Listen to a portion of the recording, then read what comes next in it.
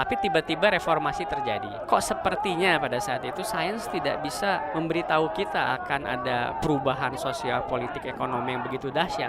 Hadirin sekalian, Robi Muhammad, pengelana statistika, fisika teoretika, hingga ilmu sosial dan humaniora. Anda sedang mendengarkan Sains Sekitar Kita. Sains Sekitar Kita. Produksi KBR dan The Conversation Indonesia. Nama Robi Muhammad melambung lewat teori Six Degrees Separation. Dia tokoh penemu nasional versi majalah Tempo, ilmuwan statistika dan sosiologi sekaligus, dan tercatat sebagai penyaji pidato kebudayaan paling muda dalam sejarah forum yang digelar Dewan Kesenian Jakarta itu. Nama Robi melambung setelah terlibat dalam penelitian Small World Project pada 2012. Penelitian ini menghasilkan teori Six Degrees Separation yang bilang bahwa setiap manusia hanya terpisah dan dapat dihubungkan dengan hubungan 6 orang saja. Robi diwawancarai CNN dan majalah Tempo mengganjarnya sebagai salah satu seorang dari 10 tokoh penemu nasional.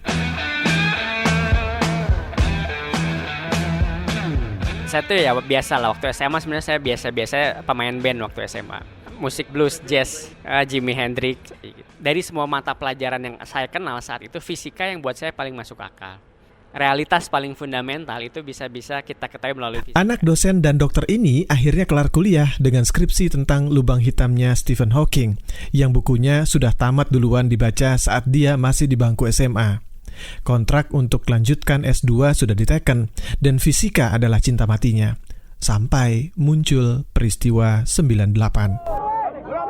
Tapi tiba-tiba reformasi terjadi. Kok kita nggak dikasih tahu rupiah bakal 12.000, presiden bakal turun, bakal terjadi konflik sektarian di Maluku, di Ambon misalnya. Saya merasa jika sains bisa memberi tahu rahasia asal-usul alam semesta, kok sepertinya pada saat itu sains tidak bisa memberitahu kita akan ada perubahan sosial, politik, ekonomi yang begitu dahsyat gitu. Jadi saya mulai tertarik dengan ilmu sosial pada saat Ke Columbia University dengan tanda tanya di kepala, Robi tahu dia akan melintas dari fisika, tapi belum tahu akan kemana.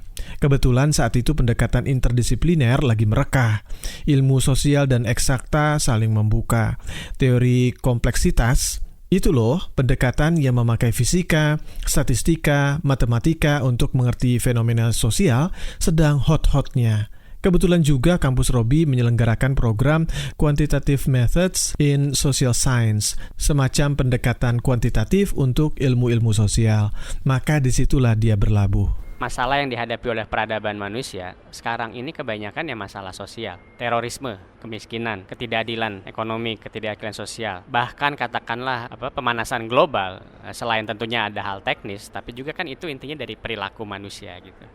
Kalau kita lihat sedikit mungkin dari sejarah, katakanlah yang pertama maju itu fisika, karena kebutuhan manusia saat itu untuk menaklukkan alam. Nah, kita merasa diganggu atau dibatasi oleh alam. Tapi sekarang kita sadar yang mengganggu, membatasi itu sesama manusia sendiri. Kuliah dan penelitian selama 10 tahun di Amerika dengan gelar doktor sosiologi, Robi memutuskan pulang ke Indonesia. Tapi kacamatanya nggak lagi sama. Ada jutaan tanda tanya dan gairah yang nggak kira-kira menghadapi segala tantangan di Indonesia, yang katanya sedang mengalami transisi. Sebenarnya nggak cuma Indonesia sih, tapi dunia, yaitu dengan revolusi internet, banjirnya data sosial dan pengamatan yang bahkan bisa diamati dengan terbuka dan gratis lewat akuarium yang namanya media sosial. Memang trans ini membingungkan, bahkan membuat cemas, tapi ini peluang. Jadi buat saya Indonesia yang katakanlah carut-marut dengan berbagai kasus korupsi politik, saya yang sudah 10 tahun di Amerika merasa senang sekali pulang ke Indonesia, karena justru peluang perubahan, momentum terjadi keadaan ketika carut-marut seperti ini gitu. Sejarah sudah menunjukkan selalu seperti itu. Apakah banjir data bisa membuat ilmu sosial justru lebih mudah menerka soal manusia? Enggak juga. Ilmu katakanlah fisika itu bisa maju karena dia memilah-milah fenomenanya menjadi sangat kecil dan kecil sekali. Bagaimana kita bisa mengerti kenapa AC pendingin ruangan? Karena kita mengerti bagaimana detail molekul udara itu bekerja. Nah, ilmu sosial ini kebalikannya.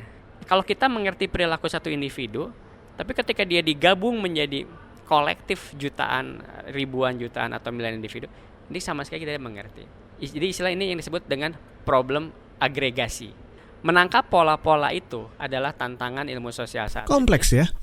Apakah mungkin menyelesaikan soal-soal peradaban dengan ilmu sosial dan eksakta pada saat yang sama? Bisa, tapi nggak cukup katanya. Saya tidak mengkritik katakanlah sains atau rasionalitas, tapi itu tidak cukup. Karena perubahannya begitu dahsyat.